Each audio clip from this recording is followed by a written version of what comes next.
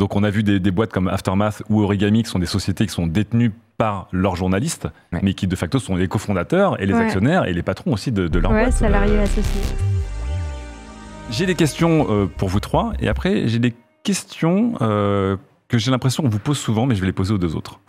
Wow. Oh waouh, le concept est fou. Ouais, parce que je pense que des fois, vous en avez marre de répondre toujours aux mêmes questions, peut-être, je sais pas. Et j'y réponds aux autres. En plus, on a tous les trois un profil très différent. Donc, exactement. Déjà, je vais vous poser des petites questions un petit peu pour comprendre ce que vous faites. Et déjà, la première question est toute simple. C'est quoi votre gros projet, que ce soit une vidéo, que ce soit un sujet que vous suivez, ou que ce soit un projet que vous montez, ou quelque chose qui vous prend beaucoup de temps en ce moment? Héloïse. Vas-y. Évidemment, du coup, il y a eu le procès, mais dont on reparlera tout à l'heure, j'imagine, qui m'a pris toute la semaine. Voilà. Bon, si jamais vous n'avez jamais fait de procès, c'était vraiment, on commence à 10h, petite pause le midi, et on continue jusqu'à 20h parfois. Donc, gros projet, on va dire. Mais ce que j'ai plus envie de mettre en avant, je pense que c'est une émission que j'ai montée à la création d'Origami avec la journaliste Lucie Ronfaux, qui s'appelle Internet Exploreuse. Incroyable émission. Ah, merci, c'est gentil. On va plus aller, moins du côté tech, évidemment, parce que c'est pas du tout notre spécialité, mais plus du côté des cultures numériques. Donc, ça peut être hyper large. On aime bien parler de Skyblog et de ce qui reste de Skyblog. On a parlé de la consommation d'eau des data centers. Là, récemment, on a fait un truc qui était un peu différent. On va plus du côté scientifique. On se posait la question comment la tech peut être utilisée pour ou contre le bien-être animal. Donc, on a parlé d'organoïdes sur puce et tout. C'était, j'aime trop. Moi aussi, j'ai ce côté un peu vortex où quand j'ai un sujet, j'y vais à fond. Alors, du coup, vous êtes complètement élargi du sujet, parce que pour moi, effectivement, Internet Explorer, c'était de la culture Internet. C'était les sous-communautés, les petites communautés, c'était les memes, etc. Là, vous êtes élargi, là. Ouais, c'est beaucoup plus large. En fait, il y a le truc, on a monté cette émission à deux et on a deux perceptions un peu différentes parfois d'Internet et des cultures numériques. Et vu qu'en fait, on n'a pas de personnes qui nous valident ou pas les sujets, on fait un peu ce qu'on veut. Donc peut-être qu'il y aura un truc, je sais pas, sur le vélo la prochaine fois, on sait pas. Non, c'est pas vrai. mais ouais, on fait vraiment ce qu'on veut et on a tout le temps des invités super chouettes avec des parcours assez différents.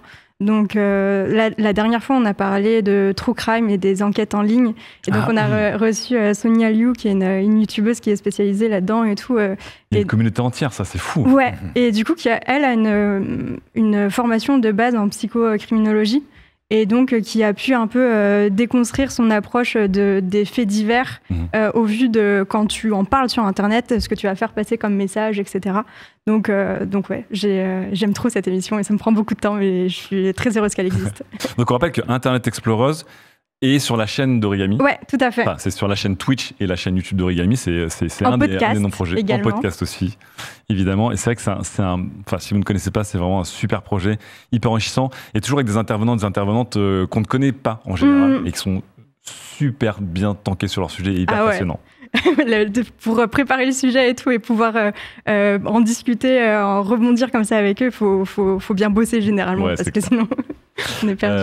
Internet Exploreuse. Eh oui, on a des images. Alors des bisous d'avance. J'ai pas eu le temps, mais je voulais dire des bisous d'avance à Jéjou qui est à la réalisation. Parce qu'aujourd'hui, il va se taper à peu près 230 liens YouTube qu'il va falloir envoyer au timecode près, bien sûr. Des bisous à toi et merci beaucoup à toute la team Gozu Team qui est actuellement en régie. Antonin, MV, est-ce que vous avez des projets ou des choses sur lesquelles vous êtes en ce moment? Bah ouais, depuis jeudi dernier, donc ça tabasse la Switch 2 globalement. Donc là, je suis sur une vidéo qui arrive en phase 2, donc gros big up à Mathieu si tu vois ça. C'est mon pote et mon monteur, du coup, vraiment le GOAT. Et du coup, elle devrait sortir dans à peu près 2 semaines. Et ouais, j'ai fait que ça, Mario Kart, la batterie, l'écran, les manettes, les machins, les trucs. Donc faire un test vraiment complet et créatif d'un point de vue du script, je suis vraiment content de mon travail pour l'instant, c'est cool. Ouais. C'est vrai que j'ai vu plein de vidéos sur des contrôleurs, contrôleurs Nintendo qui ont popé là aussi. Ouais. C'était très intéressant, mais on parlera après des contrôleurs. MV, t'es sur des petites choses en ce moment ou pas? Oui, comment dire, là je viens de sortir probablement ce qui était ma pire semaine de stream en termes de volume. Ouais. Donc c'était un peu méli-mélo. Non, on va dire dans les gros trucs, on est déjà en train de parler du Speedon de l'année prochaine. Donc Speedon, un marathon caritatif de 75 heures de speedrun non-stop au profit de Médecins du Monde. Donc c'est toujours un super moment et donc voilà, on anticipe déjà l'endroit, les coûts, les galères. Est-ce qu'on peut aller toquer chez départements, chez des métropoles pour qu'on nous aide. Donc il y a ça, et puis ensuite, enfin il y a plein de projets au Globo, dont certains qui sont pas encore loqués, mais récemment je me suis pas mal, j'ai eu l'opportunité d'interviewer pas mal de créateurs et de musiciens. Notamment j'ai eu la team d'Expédition 33 au studio, j'ai eu Olivier de Rivière en compositeur pour Assassin's Creed Midnight, on a eu Masayoshi Soken de FF14, FF16 au studio, ce qui était assez dingue aussi. Et donc l'idée ça serait de commencer à faire une tangente musicale sur la chaîne. Revenir un peu aux premiers amours. Allez. Trop bien. Mais, voilà, on verra, c'est en cours. Il y a des trucs peut-être. Quel est le créateur ou la créatrice de contenu ou journaliste qui vous ont fortement inspiré dans votre parcours? Antonin, je crois, on en a parlé d'un, effectivement, mais est-ce qu'il y a des gens qui vous ont vraiment donné envie ou de vous lancer, ou de vous continuer, ou d'explorer une certaine piste de votre travail? Moi j'ai une journaliste de CPC, enfin une ancienne journaliste de Canard PC, Kalash, qui avait sorti la première, on va dire, enquête sur les violences, le harcèlement en France, sur Quantic Dream. Et je crois que l'enquête, elle sort aux alentours de 2016-2017. Moi, j'étais en train de finir mes études et je me suis dit, mais c'est trop ça que je veux faire, en fait. Le taf est fou. Ouais, le taf était fou. Ils sont toujours en procès, là, actuellement. Mais le taf était fou. Il y avait aussi un article qui m'a énormément marqué dans la même période. C'était un article de CPC aussi, qui faisait le lien entre le Gamergate et l'arrivée de Trump au pouvoir. Je ne sais plus exactement comment il s'appelait, c'était Sebum qui l'avait écrit. C'était un article qui était assez passionnant. Ouais, il était hyper intéressant. Il reprenait du coup le parcours de Steve Bannon, du coup, qui est l'ancien, maintenant ils sont un peu en froid, de Trump, l'ancien conseiller, du coup, qui avait bossé sur une boîte à Hong Kong qui farmait des trucs sur World of Warcraft, et il avait compris du coup à ce moment-là quel était le pouvoir de mobilisation dans ces forums-là, dans ces communautés-là, pour essayer de lancer du coup tout ça. Et Gamergate est un peu les répétitions, on va dire, de l'élection de Trump. Donc passionnant comme sujet. C'était la youtubeuse et chercheuse Anita Sarkeesian, bien connue aussi, qui était une des premières à avoir fait le lien sur la radicalisation, de l'humour edgy à la radicalisation au Gamergate, au Trumpisme, qui était à l'époque, qui avait fait grincer des dents. Ouais. Et aujourd'hui, tu te retournes, tu te dis, mais c'était tellement évident. C'est ça. Tout cela était tellement évident. Et ouais, je pense que c'est ce genre de papier chez CPC, il y en a toujours vraiment des papiers qui m'ont fait me dire que je voulais trop aller creuser ces endroits-là du jeu vidéo qui sont peu ou pas explorés. Ouais. Maintenant, ça va un peu mieux, mais qui à l'époque étaient vraiment dans le flou, on va dire. C'est bien de se dire la boucle est un peu bouclée, parce que là, c'est littéralement la semaine où tu couvres le procès Ubisoft, qui, on l'espère, va remettre un peu à l'endroit aussi beaucoup d'état d'esprit, beaucoup de culture dans le jeu vidéo français. Donc, on l'espère. Oui, continue. Vas-y, Antoine. Ouais, moi, je pourrais en nommer 3, je pense. C'est 3 youtubeurs. Le premier, c'est un Australien qui s'appelle Optimum, qui fait du contenu vraiment trop clean, super passionnant sur des sujets tech, matos qui sont ultra approfondis. Oui. Et ça me fait trop kiffer. Le deuxième, je dirais, du coup, c'est un Français, c'est Léo Duff, peut-être que vous connaissez. Bien sûr. Oui. Et je trouve qu'il a un taf fabuleux d'écriture, de recherche, de rhétorique, et en politique presque maintenant, je dirais. Ouais. Et vraiment fascinant. Je trouve que vraiment très bonne écriture, et c'est trop bien. Ouais, tout à fait d'accord. Léo Duff, c'est un des premiers, je trouve, youtubeurs tech à pas parler forcément de tech en mode j'ai testé le dernier iPhone. Ouais, clairement. Il y avait toujours un angle assez différent, quoi. Ouais, une analyse. Ouais. Et du coup, en troisième, c'est un Mexicain, si je dis pas de bêtises, qui s'appelle Gox. Donc, c'est un artiste qui fait des vidéos, mais à péter mon crâne, vraiment, c'est du cinéma. Mais nous, on note, hein, vas-y, les gens dans le chat aussi. C'est vraiment du cinéma, donc je vous conseille grandement Gox, et même ses chaînes secondaires où il fait des courts-métrages de fou. Il a une créativité dingue, il fait... je pourrais pas décrire ce qu'il fait, c'est trop fort. Voilà. GOX G-A-W-X. G-A-W-X. Art dans le chat, si jamais. D'accord, Gox Art. Voilà. On va checker ça. Mais c'est un descriptif, c'est-à-dire qu'à chaque vidéo, il fait un peu ce qu'il veut. Ouais, par exemple, cette dernière vidéo, c'est explorer l'art du design d'intérieur, tu vois. Alors que ces vidéos d'avant, c'était genre, je peins ma maison quand mes parents sont pas là. Tu vois, c'est trop bien. Pour moi, c'est trop cool. C'est l'essence de l'internet. Non, mais ce mec a un artiste de dingue, et vraiment son talent et sa créativité, c'est passionnant. Voilà. D'accord. MV, est-ce que toi, tu me dis que tu es le premier partenaire Twitch, donc tu as plutôt inspiré des gens que des gens t'ont inspiré. Le pionnier. Ouais, enfin en tout cas rapport à Twitch, pas. Ce que tu veux en fait, en vrai. Hein. Bon, en vrai, je vais rester sur Twitch pour rester un petit peu dans ce qu'on connaît surtout autour de moi, de mon stream. Moi, c'est vrai que dès le début, j'avais commencé un petit peu à avoir cette culture de faire des sketchs, écrire des vidéos. On va dire que j'étais beaucoup plus créatif mes 5 premières années de stream que maintenant, finalement. Maintenant, je lance en calbar et c'est parti, on rigole. Mais c'est surtout au niveau américain. Moi, je viens surtout d'une culture d'une culture internet anglophone. C'est-à-dire même sur Internet, je suis arrivé à fin des années 90 et c'est seulement en 2011 que je commence à interagir avec des Français, c'est un peu bizarre. Mais j'aime beaucoup Lethal Frag, qui est vraiment un vieux de la vieille. Je crois que je suis à 124 mois de sub chez lui. Ah oui, d'accord, donc à l'ancienne. Et il s'était lancé comme challenge dans les milieu des années 2010 d'essayer d'en vivre. C'était un ancien cuistot dans un gros resto français aux États-Unis. Il s'est lancé, il a fait 2 ans de stream non-stop, aucun jour off et compagnie, où notamment avec beaucoup de roguelite, donc un peu ma culture, Isaac, FTL et compagnie. Et il y avait un peu quelques happenings comme je faisais, etc. Mais surtout cette volonté de créer un safe space et d'avoir un environnement très très cool. Tout le monde se connaissait, se respectait, etc. Dès qu'il y avait un troll, machin, c'était dehors, sans mention. Est-ce qu'il y avait un terme déjà à l'époque ou pas de safe space? Parce qu'aujourd'hui, on en parle beaucoup plus. Il y a beaucoup plus d'éducation à la question, il y a beaucoup plus de libération de parole. Le safe space, j'ai même vu un trailer de jeu de safe space avec un jeu de feu de camp cette année. Mais c'est vrai qu'à l'époque, on n'avait peut-être même pas les termes pour ça quand on disait je voudrais un truc qui soit. Non, pas trop. Ouais, tu pouvais avoir cette notion de commu pipou, quoi. Mais il n'y avait pas de mots entre guillemets un peu politiques placés dessus. Mais moi, c'était vraiment j'étais entertainment, faut aller à la saucisse à tout prix, et Lethal Frag, ça m'a un peu donné cette envie en plus de progressivement quand même faire comprendre aux gens que dans la déconne, on pouvait être aussi entre guillemets dans la bienveillance et dans le respect, parce que moi, vu que j'étais assez corrosif et compagnie, j'avais vraiment un peu de tout qui gravitait autour de ma communauté, dont des faves que je faisais rire. Quoi. Ouais. Mais est-ce que c'était pas l'école à l'époque justement de ce qu'on, encore une fois, quand on était edgy, corrosif, troll, enfin il y avait plein de termes. Moi je viens de cet univers-là. Est-ce que justement c'était l'idée? Moi je me rappelle. Il joue à The Bazar, personne n'est parfait. Ouais. il y avait beaucoup de. C'était à l'époque où il y avait l'utopie des réseaux sociaux où justement il y avait la liberté de parole totale. Oui. C'était les premières Reddit première phase, c'était 4chan, etc. On avait l'idée de se dire on doit pouvoir tout dire sur Internet, même les trucs les plus durs, tout le monde doit accepter, etc.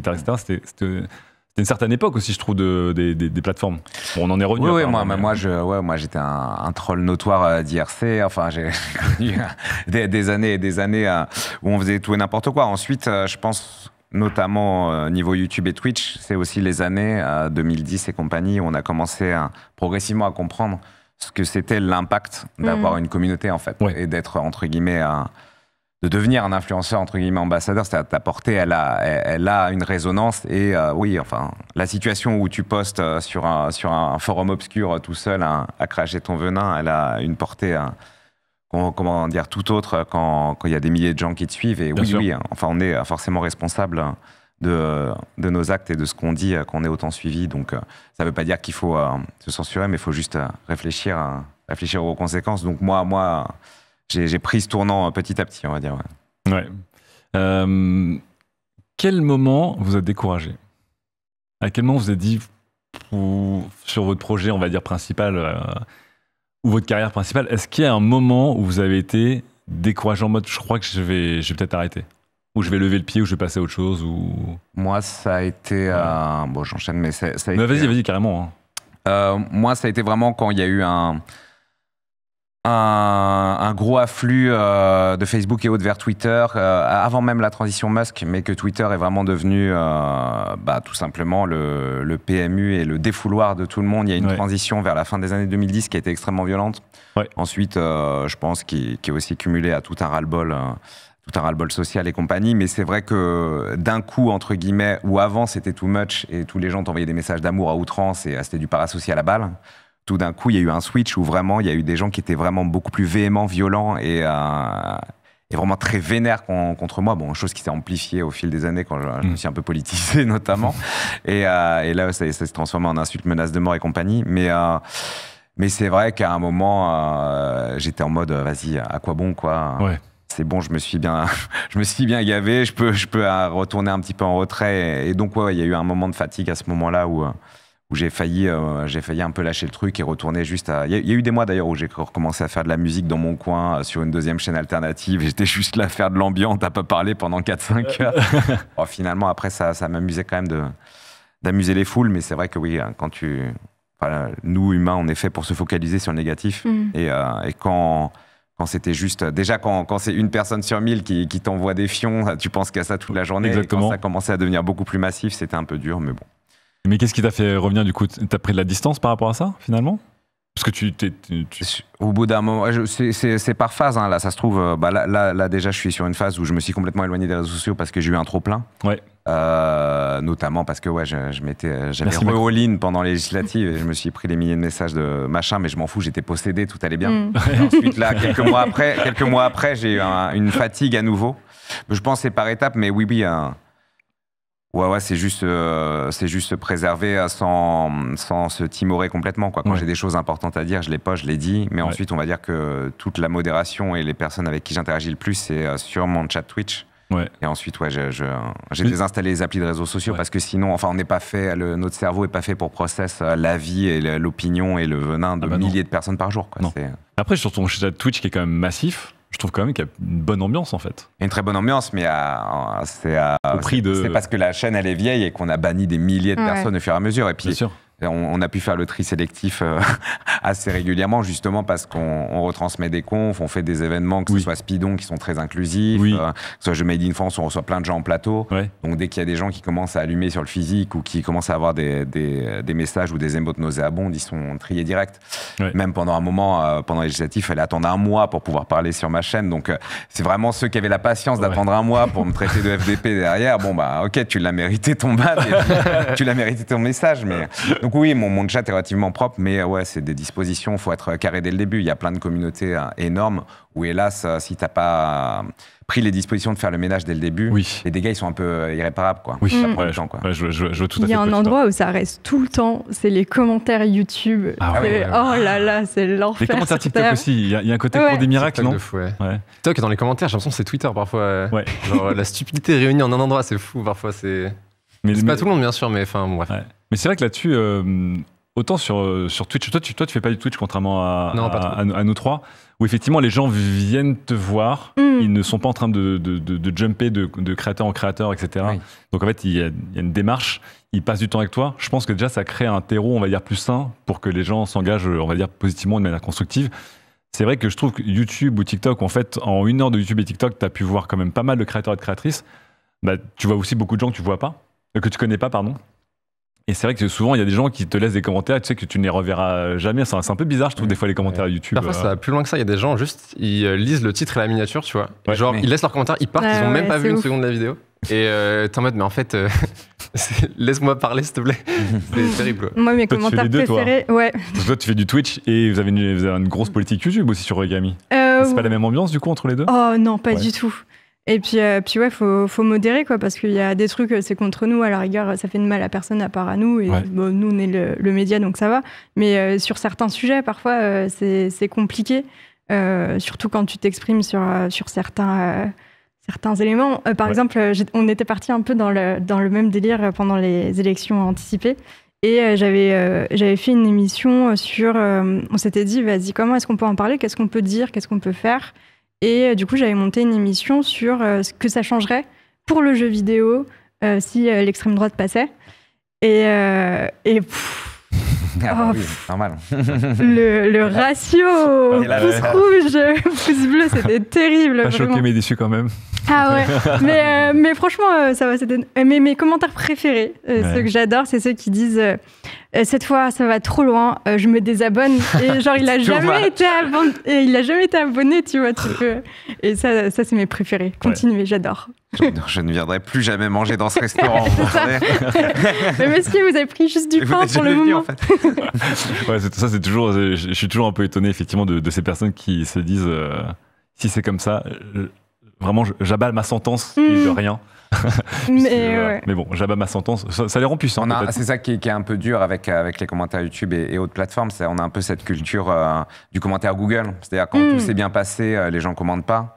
Et puis quand un jour c'était dégueulasse ou ils ont attendu 5 minutes de plus le serveur, c'est tout de suite une étoile et on te pourrit. Et YouTube, c'est un peu ça. Les gens qui aiment bien en général, même sur Twitch, hein, j'ai des gens qui me suivent depuis 12 ans, ils ont lâché 3 phrases en 12 ans dans le chat et ils kiffent, tu vois. Mais les gens qui n'aiment pas, ils sont très vocaux tout de suite, quoi. Mais il y en a certains qui reviennent à chaque vidéo mettre un petit cœur ou un merci et tout. Et ça, c'est les héros et les héroïnes d'Internet. Ça, les gens n'oublient jamais à quel point c'est... Enfin... Effectivement, on a tendance à buter sur le premier commentaire négatif dans plusieurs commentaires positifs. Et n'oubliez pas que les commentaires positifs, les petits cœurs, les pouces et tout, c'est même quand vous avez l'impression de vous répéter de vidéo en vidéo. Nous, je vous jure, ça nous fait le goûter. Surtout en ce moment, quand les 12 premiers commentaires, c'est des bottes de cul, là. Ça permet aux commentaires d'exister. Mon copain et moi avons ravi notre vie de couple grâce à vos vidéos. Exactement. Terrible. Merci Blueprint. J'ai des commentaires sur cette vidéo Blueprint, c'est pas drôle. Est-ce qu'à un moment, tu as été découragé, Antonin, pour revenir à la question? Alors, parce que du coup, on a débordé sur la question, quel est votre réseau social préféré et celui que vous détestez le plus, et voilà. Alors, moi, je dirais que comme je fais des vidéos, même ça fait un petit moment maintenant, j'en fais sérieusement depuis que 2-3 ans. Du coup, en fait, comme j'ai aussi surtout beaucoup allié études et vidéos, j'ai jamais eu trop ce moment en fait, de découragement parce que j'ai jamais été all-in dedans, tu vois. Même si l'année prochaine, ça risque de changer. Le teasing. Peut-être, parce que j'ai les rattrapages. Bon, bref. Donc, jamais découragé par un truc négatif ou des fois en te disant, moi, tu vois, des fois, tu as l'impression qu'effectivement, tu dis mince, Optimum, il fait des trucs avant moi ou un tel a déjà réagi sur le sujet. Pas sur la ligne édito, ça c'est pas vraiment. Non, en fait, ce qui m'a le plus découragé, je pense, c'est on disait les commentaires parfois, mais en fait, c'est vraiment sur le court terme. Oui. Si je vais en parler à ma copine 2 jours, ça va aller mieux. Enfin bref, c'est vraiment que psychologique. Et puis plus ça avance et plus on se construit cette carapace. Il y a beaucoup de gens qui parlent de cette carapace et tout. Bien sûr.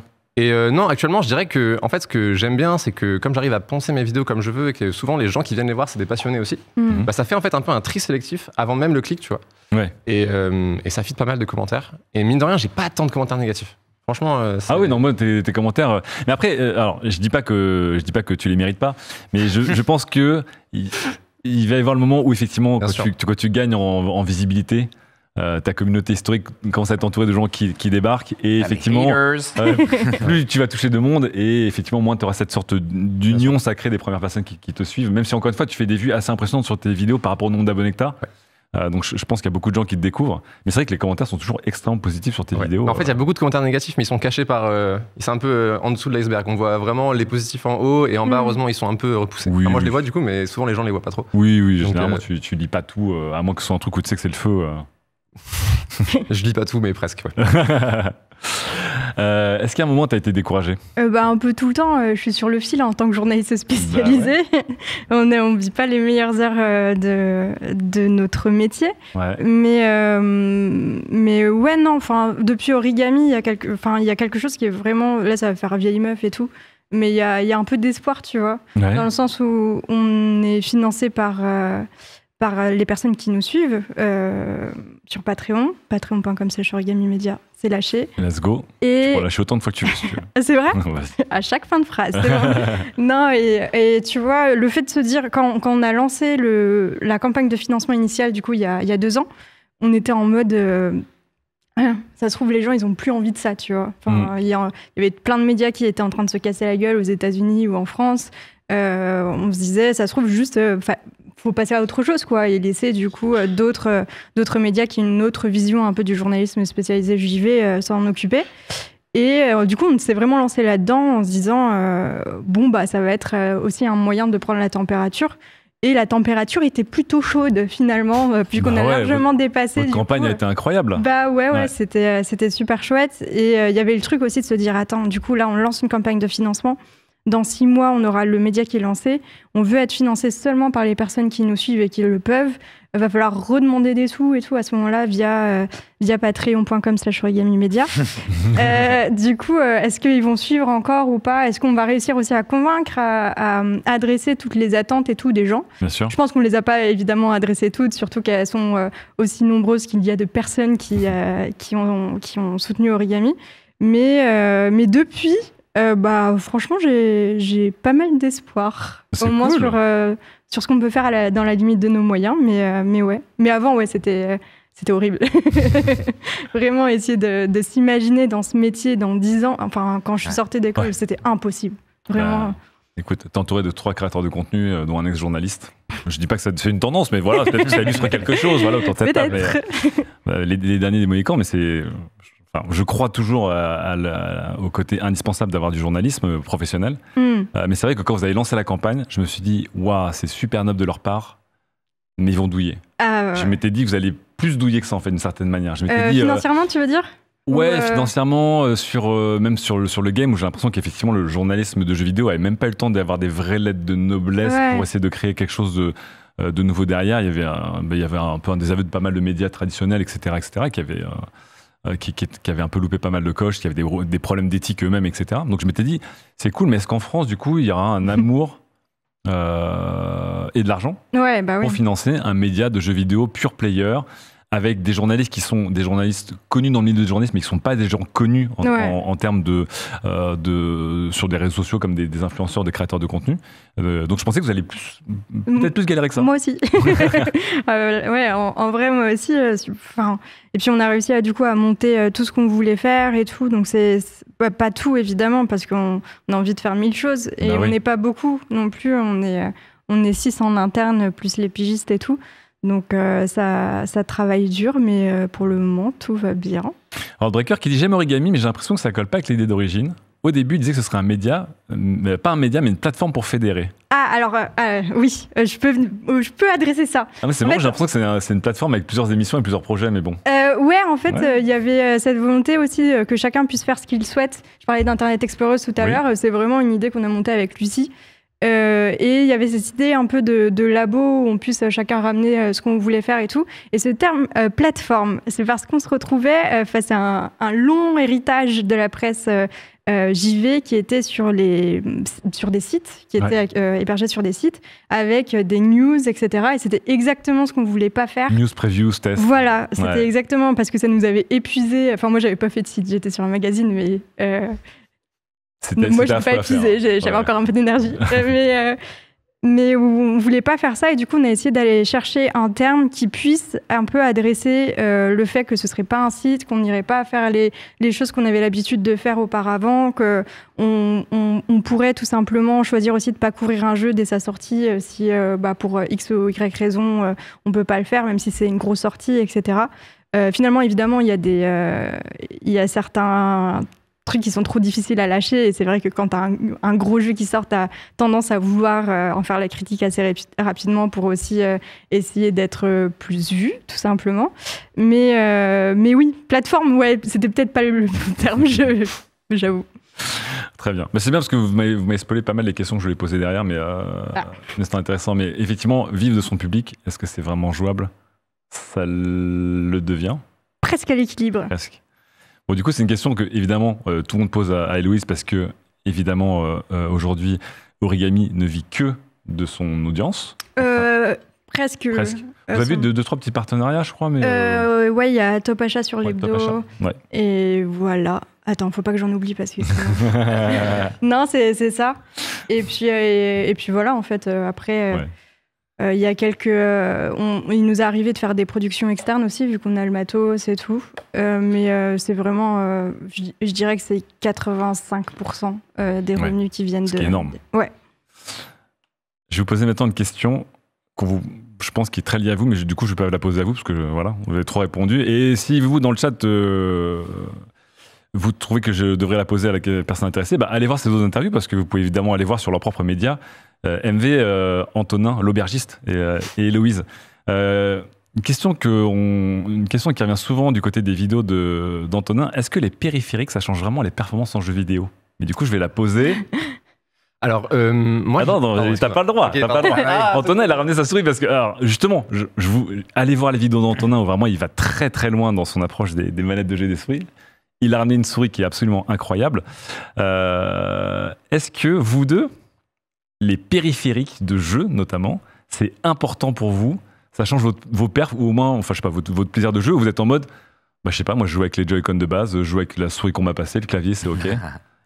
Moi, je viens de la scène speedrun, donc ouais. c'est évident que ça a un certain impact. Du coup, par exemple, si je speedrun des jeux sur Nintendo NES, je joue avec de la manette japonaise, les Famicom, parce qu'elles sont plus proches de la Super Nintendo, des boutons plus ronds, des coins plus ronds, donc plus facile pour mâcher des boutons, etc. Il était hors de question de speedrunner Metroid Dread sans une contrôleur pro. Il serait impensable de jouer à Monkey Ball sans une manette GameCube parce qu'il y a assez cranté, donc tu peux faire des vraies lignes droites. Ah oui, il y a la Hitgate, ouais. Etc. Donc oui, moi venant ayant speedrunné des jeux, on va dire que oui. En tout cas, pour ce qui est des manettes, ça a une conséquence assez folle. Hein. Meat Boy, les centaines d'heures de Meat Boy à cycler à travers les manettes 360 où le bouton B était défoncé au fur et à mesure. Mais on va dire que de facto, oui. Et au niveau PC, alors moi, je suis moins un gamer PC, mais j'avais eu des années... Tu fais quand même du clavier souris assez régulièrement, non ? Et oui, là, j'ai quand même investi dans du clavier trop cher avec des banana switch, clic, clic, clic, on se régale. Et ouais, j'ai une souris Razer Faker là et machin.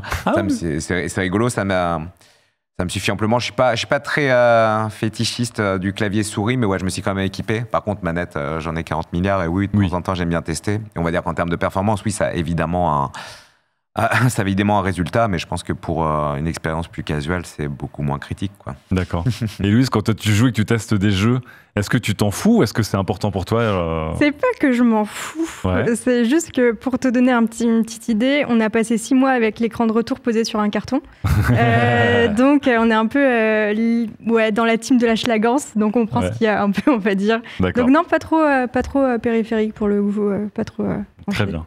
Antonin, toi évidemment, depuis tout à l'heure, il est en mode, il ne peut pas respirer.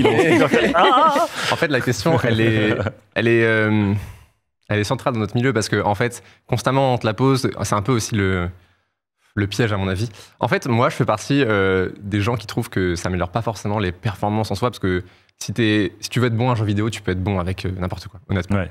Honnêtement. La différence, même sans clavier wooting, on parle de clavier wooting dans le chat.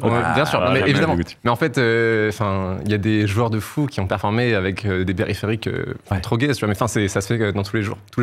Moi, ce que je plaide plutôt, c'est en fait le confort. Ouais. Parce que c'est super important. Par exemple, tu parles du booting, en fait, c'est super agréable, et je dis bien agréable, d'avoir des switches qui sont super réactifs parce qu'ils sont magnétiques et tout. Là, sur le devant, je vous ferai passer tout à l'heure. Comment tu peux dire que cette souris est agréable ? Donc ça, c'est la fameuse souris. Non, mais en fait, il faut que vous la testiez parce que pour le coup, genre avoir un doigt par plateforme, mais les plateformes elles sont courbées tout comme il faut. Elle fait 26 grammes. Enfin, je te laisse essayer. C'est super agréable. Curieux de vivre. Ça, c'est une des vidéos effectivement les plus connues d'Antonin où il a effectivement bricolé et installé le fameux kit d'Optimum pour avoir la Zero Mouse d'Optimum, qui est une souris, effectivement, où il y a juste un squelette imprimé en 3D sur un PCB.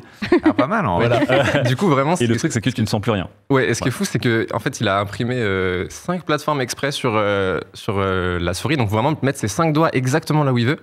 Donc il y a des petits trous et tout, c'est trop bien. Est-ce qu'il peut faire des trucs, pardon, non, mais vas-y. Genre pour les différentes tailles de mains et tout, du coup. Alors du coup, il n'y a pas ça, mais c'est super intéressant. Là, c'est vrai que en fait, le modèle qu'il a créé, en fait, c'était à la base sur sa morphologie à lui. Ouais. Mais en fait, moi, perso, ça me va très très bien. Ouais. J'ai des mains assez standards, donc voilà. Et pour revenir sur ta question sur le côté performance et tout, moi, j'ai fait un petit peu de speedrun sur Breath of the Wild, je suis compétiteur un peu sur Smash Bros, quand j'ai du temps et tout. Donc, tu vois, j'ai aussi un peu vécu le côté faut performer, tu vois, genre faut être bon et tout. Et moi, ayant testé plein de périphériques différents, je vais pas me leurrer, pardon. On peut être bon avec un peu n'importe quoi. Maintenant, ce qui compte, c'est que si tu joues avec un truc qui est mieux, tu seras beaucoup moins frustré, tu seras beaucoup plus confort. Et vraiment, moi, ce que je fais à chaque fois, c'est vraiment le confort d'utilisation. Et c'est dur à dire que ça c'est confortable quand même. C'est super confortable, c'est super confortable. Vu comme ça, on dit waouh, c'est un instrument qui est. Je vous assure. Ouais, je me rappelle les setups des joueurs pro pendant le Covid où ils balançaient des images. Il y avait Yellow Star sur League of Legends qui avait sa chaise pliante posée sur la table de la cuisine et une vieille souris et tout. C'était incroyable. Question pour MV du coup, mais que je vais pas poser à MV. C'est quoi le bon dosage entre ambition et à l'arrachisation ? Voilà, parce que MV, on a souvent l'impression que justement il lance ses streams en slip, ce qui est peut-être vrai, mais en même temps, il a un studio qui est vraiment costaud. En même temps, il fait des collabs, il bosse sur des jeux. Il a une équipe d'e-sport. Il a un des plus grands marathons caritatifs du monde. Donc, il y a ce côté en slip, mais quand même ambitieux. Du coup, et je sais que Antonin et Héloïse aussi, il y a des côtés où des fois vous dites, c'est un peu à l'arrache, ou comme vous dites, et des fois vous êtes ambitieux. C'est quoi votre équilibre? Et est-ce que vous avez un équilibre, ou est-ce que ça, pour l'instant, vous ne posez même pas la question? Je pose même pas la question, honnêtement. D'accord. Moi, j'essaye de faire comme je peux, et dans la mesure de nos moyens. Mais il y a une réflexion que j'ai en ce moment et qui rejoint un peu ce que tu dis. C'est pas l'aspect ambition, mais plus le côté fun et le côté où... la semaine dernière, par exemple, j'ai fait le procès, là. Ouais. Et le samedi, j'étais... Comment tu dis côté fun et le procès dans la même phrase? Attends, justement, tu vas voir. J'ai fait le procès et le samedi, j'étais en train de couvrir les confs. On était en train de faire que des modifications sur nos voix, des samples à fond de démos et tout, tu vois. Je vous ai entendu faire des sortes de samples avec des filtres et j'étais mort de rire samedi soir. Vous étiez en train de craquer. Ouais, c'est ça. Craquage total. Et il y a le truc, tu vois, moi, je viens de la presse gênée de base, et où il n'y a pas du tout cette culture-là, où même quand tu t'écris tes papiers et tout, c'est vraiment pas incarné. Là où dans la presse JV, dans le jeu vidéo en règle générale, t'es une personnalité qui doit mettre en avant aussi le fait que tu vas pas être comme ça, être tout le temps extrêmement neutre dans ton expression, etc. Et là, c'est des questions que j'ai en ce moment, là, de réussir à de garder ma crédibilité quand je vais couvrir des procès pour harcèlement sexuel, et de réussir quand même à lâcher prise un peu, tu vois, pendant mes streams, et à proposer à quelque chose qui est fun quand même, tu vois, et pas seulement dans l'information. Alors, je vais pas dire infotainment, évidemment, parce que ce serait terrible, mais tu vois, d'essayer de trouver ça, et je pense que on peut le rapprocher un peu du côté ambition, dans le sens où Origami a les ambitions de vouloir être fun, et de vouloir aussi apporter des informations, et à terme, si on arrive à avoir suffisamment de financement et tout, de faire des enquêtes poussées. C'est quoi le Patreon déjà, Héloïse? Patreon pas comme ça sur Origami Media. Ah oui, c'est vrai, j'avais oublié. N'hésitez pas, je vais aller sur le chat pour le mettre directement. C'est intéressant ce que tu dis, parce que c'est quelque chose que j'ai retrouvé notamment dans la presse anglo-saxonne, où les gros sites, des fois de jeux vidéo ou de tech, menaient des grosses enquêtes, et des fois il y a des articles, ça ressemble à des blogs complètement très perso, ou pourquoi j'ai fait une obsession sur Tipeee, et j'adorais le grand écart, que des trucs comme Kotaku, The Verge, des gros sites. La régie, ça fait plaisir. Écoute, je propose, j'ai joué que quand il n'y a pas assez d'assets, c'est-à-dire pas dans la deuxième partie de l'émission, on peut passer régulièrement. Oh là là, mais on est bien accueillis ici, j'aime bien. Évidemment, entre bons voisins. Non mais c'est très intéressant de vouloir faire ce grand écart. Je te pose pas la question MV, mais je vais quand même te la poser un petit peu. Mais bon, bref. Autre question qu'on pose un peu trop souvent à Héloïse, que je poserai à Héloïse immédiatement. Peut-on être chef d'entreprise de gauche? Et du coup, je pose la question à MV et Antonin. Bah oui, parce que du coup, on n'est plus que journaliste. C'est fini le syndicalisme, voilà, et tout ça. On est chef d'entreprise maintenant. Tout de suite, les charges, c'est élevé. Tout de suite, Macron, il dit pas que des conneries. Non, je rigole. Alors, je ne sais pas quelle est votre couleur politique, à vous deux, Antonin et MV, bien sûr, mais est-ce qu'on peut être, en 2025, j'ai vu des tentatives, encore une fois, avec des scopes, des structures un peu différentes, des sociétés détenues par leurs employés ou détenues par leurs journalistes. Peut-on être chef d'entreprise et de gauche? Bon, moi, j'aurais tendance à dire que oui, mais par mon placement. Ensuite, ce qui s'est passé, c'est très particulier. C'est-à-dire, j'en ai souvent parlé à l'infini, mais je viens d'un milieu et de parents très pauvres. Et on va dire que j'ai commencé à gagner plus que le SMIC à 33 ans. Mais tout est allé très vite, finalement, que ce milieu-là a explosé. Et du coup, les premières années, tout s'enchaînait. J'étais monté jusqu'à 10 000 abonnés sur Twitch et compagnie. Je voyais le compte en banque qui montait un petit peu comme un high score de jeux vidéo, quoi. Et je savais pas quoi en foutre. Donc du coup, je suis devenu de facto après, en me disant, faut que tu en fasses quelque chose. Abonné au Figaro, bien sûr. Chef d'entreprise, non, les premières années, au bout de 4-5 ans, je me suis versé de l'argent. Du coup, ça a fait drôle, mais du coup, voilà, j'ai pu acheter une baraque et acheter un appart pour la suite. Et je me suis dit, je vais pouvoir mettre la descendance à l'abri. Mais depuis, j'ai cette boîte-là qui fait le stream. Là, je suis arrivé dans plusieurs sociétés, là, sur SafeBear, où je vais beaucoup communiquer, justement, j'en ai parlé en stream, qui est une solution contre les violences en ligne, le cyberharcèlement, et aussi à moyen long terme, justement, contre la pédocriminalité, la pédophilie et les criminels, pour faire de la veille sur les messageries, notamment WhatsApp, Telegram, Snapchat, etc., TikTok, chez les plus jeunes. Donc ce genre de trucs. Ensuite, il y a des trucs avec des potes, les restos, le catering avec Poca, le bar à Lille qui est un projet fou avec des gens fous, mais Oui, voilà, c'est ça. Il y a l'agence de talent. Donc oui, au fur et à mesure, je suis devenu businessman, chose que j'ai regretté, mais chose qui s'est passée pendant le Covid, parce que pendant le Covid, du coup, je m'emmerdais. Donc qu'est-ce que j'ai fait? J'ai fait quoi? Tu veux monter un truc? Et ensuite, finalement, l'équipe e-sport aussi, l'équipe e-sport qui est un peu un gouffre à temps et un pognon, mais c'est la passion, quoi. Mais c'est vrai que quand on met bout à bout tous tes projets. Donc j'ai beaucoup de projets, donc ça fait de moi un businessman. Donc on pourrait se dire que, évidemment, t'as des, t'as des visions, une façon de penser qui est de facto plus entrepreneur, donc plus voilà, penser qu'est-ce qu'on fait, moyen long terme, résultat, comment on sauve la boîte, qu'est-ce qu'on fait, qui on emploie, est-ce que ça vaut le coup, machin. Donc j'ai des réunions un peu marathon toutes les semaines. Mais d'un autre côté, sur les valeurs sociales et compagnie, j'ai pas trop changé. J'ai jamais pensé à défalquer, à faire une boîte offshore, à faire comme certains streamers, à bouger dans des paradis fiscaux et compagnie. Donc on va dire j'ai tiré avantage de quelques trucs en France, mais pour moi, même si j'ai peu bénéficié des aides publiques, RSA et compagnie à l'époque, même quand je pouvais, je suis très conscient de la chance que j'ai eue de pouvoir, pas me retrouver à la rue, même quand c'était turbo chaud, avec des parents très pauvres et dans des situations où même moi, niveau taf, c'était très précaire. Donc j'ai quand même profité à fond du système français, que ce soit pour les aides sociales, que ce soit pour la couverture maladie, que ce soit pour plein de choses. Donc ça me paraît normal de rester là et de filer. Et puis ensuite, comme dit... Si tous les gens qui avaient de l'argent étaient de droite, ça serait fini, quoi. C'est déjà très compliqué, parce que la plupart des grosses sociétés multinationales sont par des gens qui veulent pousser la droite et l'extrême droite au pouvoir, surtout l'extrême droite. Donc oui, même si plein me traiteront d'hypocrite par rapport à X ou Y chose, mais en même temps, quand tu commences à être entrepreneur, à avoir de l'argent, tu dois de facto être de droite pour protéger tes intérêts, c'est-à-dire qu'il n'y a plus personne avec de l'argent et du public, évidemment, entre guillemets, de l'influence. C'est pour ça que je trouve ça très intéressant, ce côté de entrepreneuriat de gauche qui montre aussi que, encore une fois, tout n'est pas blanc ou noir, que tu te retrouves sur plutôt des spectres de valeurs, de nécessités, etc.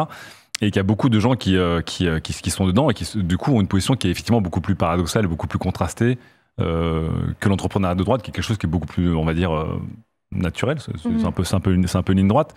Et on parle aussi beaucoup de pureté militante, on parle aussi beaucoup effectivement de vouloir faire les deux, de dire effectivement je gagne de l'argent, je suis riche, mais je peux aussi avoir des verres de gauche et redistribuer, etc.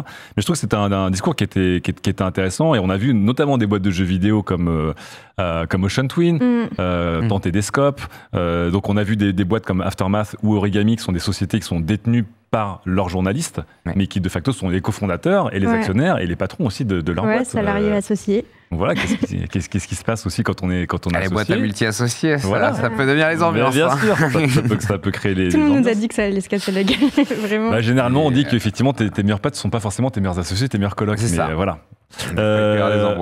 Antonin, toi, t'es pas encore du coup lancé dedans, mais Non, mais je pense que j'ai une petite réponse quand même. Ouais. Alors, ce qui est marrant, c'est que ta question, je l'ai posée exactement il y a genre 2 semaines à un militant de lutte ouvrière, qui est communiste, et c'était super intéressant, même si je suis pas d'accord avec tout ce qu'il a dit. Il n'y a pas de souci. C'était super intéressant parce que, il avait une vision, je veux pas détailler. Et du coup, moi, c'est vrai que je bosse maintenant depuis 1 an et demi, avec des monteurs. Donc en fait, évidemment, la question de la rémunération, elle vient très vite. Et moi, tu vois, j'ai 19 ans, je suis très jeune, je suis encore dans les études. Ce milieu-là, à la base, je le connais pas. Et puis, donc, il s'agit de trouver à chaque fois des accords avec des gens qui font du bon taf. Et à chaque fois, je pense que la bonne manière de faire les choses, bon, évidemment, à grande échelle, ça va être plus compliqué, mais c'est d'en parler vraiment de manière transparente, tu vois. Enfin bref, mon monteur sait exactement combien je gagne, je sais exactement combien il gagne forcément, parce que voilà. Mais on trouve à chaque fois des communs accords pour se dire, tiens, j'ai fait tant de taf, il est comme ci, comme ça, ça mérite tant, voilà. Et franchement, à chaque fois... Mathieu, si tu passes par là, normalement, on est tous les deux super contents, donc vraiment, c'est ce qui compte le plus, donc voilà. Non, mais je trouve ça effectivement intéressant, et effectivement, aujourd'hui, on est aussi les employeurs de freelance qui bossent avec nous, moi-même, etc. Exactement. Et du coup, est-ce qu'il faut les payer bien? Est-ce qu'il faut garder le maximum d'argent pour soi, pour survivre au machin? truc compliqué. C'est aussi de retenir les gens qui font du bon taf, parce qu'il ne faut pas qu'ils aient cherché ailleurs non plus, donc ça peut être intéressant aussi de rémunérer vraiment correctement, quoi. Le temps passe très vite, mais je vais pas faire toutes les questions parce qu'on en avait vraiment trop, mais de toute façon les réponses étaient hyper intéressantes. J'avais posé une question à Antonin, parce que je vois qu'Antonin, tu es encore étudiant, que tu es très jeune, mais tu as un peu répondu à la question parce que tu vas peut-être faire le grand saut pour devenir créateur de contenu plein temps. Est-ce que, alors du coup je pose la question à vous deux, est-ce que ce serait pas bien de garder un vrai job sérieux par rapport à nos métiers de saltimbanque ou de journaliste utopique? Un vrai job qui gagne de l'argent, genre ingénieur par exemple. Ouais. Ou est-ce que ça fait du bien de faire le grand saut et même si c'est un peu flippant tous les jours? Moi, j'ai chopé des jobs à mi-temps dans les moments où j'étais pigiste indépendante, parce que ça dépend vachement de si les médias ont des besoins, etc. Donc, tu peux vite te retrouver, particulièrement en été, avec pas de commandes, tout simplement. Sauf que c'est quelque chose qui est un peu compliqué dans le sens où on fait des métiers qui demandent quand même beaucoup de temps et d'investissement personnel un peu tout le temps. Et tu peux vite te retrouver dans une situation où tu vas être épuisé juste et tu vas plus avoir le temps d'adresser le métier que tu veux faire à plein temps en vérité. Et je voulais vraiment parler de ces métiers qui te demandent d'être sur le pont tout le temps. Ouais. T'as pas trop le temps de disparaître ou de prendre du recul ou de ralentir, quoi. C'est ça. Du coup, moi j'ai testé j'ai fait 4 mois en temps plein. Ouais. Et je suis sortie un peu dégoûtée de cette expérience-là. Ah ouais? Ouais, aussi parce qu'il y a le truc où t'as fait un taf qui te plaît et d'un coup il faut aller vers un taf où genre c'est pour manger et tout. Et c'est un luxe incroyable de faire un taf qui te plaît à plein temps, etc. Autour de la table, on est très privilégiés, bien sûr. Hein. Bientôt peut-être. Mais je suis sortie de ça, j'étais dégoûtée. Ils m'ont dit, vas-y, tu passes en CDI et tout. J'ai dit, non, merci. Je vais voir, on va essayer quelque chose d'autre. Cette femme a dit non à un CDI, on est en 2025. On l'a. Truc de fou, c'est que je leur dis non et je me dis, on va voir ce qu'on va faire, on va essayer de survivre et tout. Et je crois que c'est 2 semaines après, je discute avec Gauthier, Moguri et tout. Ouais, on aimerait bien monter un truc, on sait pas trop si ça va fonctionner et tout. Et puis voilà. Donc, je pense que j'ai eu énormément de chance au niveau du timing, parce que si j'étais partie sur un CDI, ça aurait été beaucoup plus compliqué après de le lâcher et tout, face à peut-être un média un jour, peut-être qui fonctionnera. Mais du coup, je pense que je suis pas de bons conseils, en vérité. C'est pour ça que je vous pose une question qui était pour Antonin, mais... maintenant, effectivement, toi, tu as bien réussi. T'es installé, donc je pense pas que du jour au lendemain, tout d'un coup, tu vas devoir faire un boulot pour payer le loyer. Mais est-ce que justement, au moment où tu pouvais ou pas faire la bascule, est-ce que tu étais plutôt team, non, il faut absolument que je garde un job sérieux et que ça, ce soit mon extra, ou est-ce que tu es en mode, je vais tout faire pour ne jamais avoir un, entre guillemets, job sérieux, quitte à prendre tous les risques et avoir la précarité qui va avec, le stress d'être au top un moment et puis après, que sais-je encore? Alors moi c'est assez spécial parce que j'ai un peu toujours vécu aux limites, c'est-à-dire j'attendais un petit peu les moments les plus critiques pour me bouger le cul et sauver ma peau, on va dire. Et puis bon, le passé a fait que j'ai été déscolarisé assez tôt et compagnie, donc j'avais pas vraiment de réelles compétences. Même mon premier taf finalement était un taf plaisir, celui qui m'a vraiment rapporté un peu d'argent à un moment, c'était quand j'étais justement musicien pour des jeux vidéo, des courts-métrages, de la pub et compagnie. C'était déjà un métier plaisir. Oui. Et dans ces moments-là, quand ça allait pas, oui, j'ai eu plein de taf alimentaires, mais c'était de l'administratif lambda dans des boîtes lambda, c'était de la manutention, ça a été aussi pas mal, et ça m'a beaucoup aidé pour le stream, de l'animation en centre de loisirs, en colo et compagnie. Ah, avec, ça c'est la vraie école. Voilà, c'est ça, et puis les temps périscolaires. Donc oui, enfin moi j'avais ma roue de secours en taf, elle aurait été forcément été un taf alimentaire sans véritablement option de carrière derrière. Donc oui, même le Twitch, avant que ça fonctionne, je continuais l'animation et je faisais plein de trucs à côté. Je faisais du babysitting, des piges à gauche à droite. S'il y avait un boulot obscur de manutention sur une journée, j'y allais. Donc j'ai ramené de la thune comme ça, et une fois au bout de 1 an et demi, je dirais 2 ans, il y a eu tout d'abord les piges pour Web TV, genre Gaming et compagnie, puis ZTV, et en plus l'argent Twitch qui constituait plus ou moins un SMIC, et là j'ai commencé à me lâcher, à aller all-in. Maintenant, si jamais... Alors l'avantage qu'on a justement, c'est qu'on est sur Twitch, c'est-à-dire toute mort que je pourrais avoir en tant que Mister MV, elle serait plutôt lente, sauf qu'il y a une dinguerie, je fais une dinguerie et tout, je suis cancel du jour au lendemain. Mais ce que je veux dire par rapport à YouTube où tu es entre guillemets tributaire de l'algorithme. Tout est possible, crois en tes rêves. On peut exploser en plein vol. Je peux être cancel, évidemment, bien sûr. Mais Twitch, oui, voilà, entre guillemets, avant que tous les gens se barrent, avant que toute l'audience, que tu sois complètement finito. Ça serait très long. C'est beaucoup plus long que sur YouTube où tu es tributaire d'un algorithme, tu as 2 vidéos qui ne marchent pas et tout d'un coup, c'est la hesse. Bah oui, ça me ferait très peur aussi. Ouais. Et ensuite, oui, maintenant, des reconversions, il y aura peut-être d'autres choses, tu vois, de l'obscur consulting, je sais quoi. Enfin, mais ensuite, maintenant, on a créé plein de trucs, donc il y a toujours matière à faire. Ensuite, bon. Qu'est-ce que être pionnier sur une plateforme de Schlagos m'apportera réellement comme expertise, je ne suis pas sûr. Elle est pas mal. Mais bon, j'ai touché à pas mal de trucs, donc voilà. Mais c'est vrai que oui, ça ferait bizarre de retourner à un vrai taf alimentaire d'antan, le vrai taf alimentaire, aucun plaisir. Mais bien sûr. Ça se trouve, s'il faut y retourner, on y retournera de toute façon. Voilà. Bisous aux ingénieurs du chat, qu'ils auraient attendu. Il y a des ingénieurs, c'est leur table de rêve. On est très content de faire un job d'ingénieur. Évidemment, on parlait de job plutôt, on va dire, safe par rapport au métier du contenu dans lequel on est.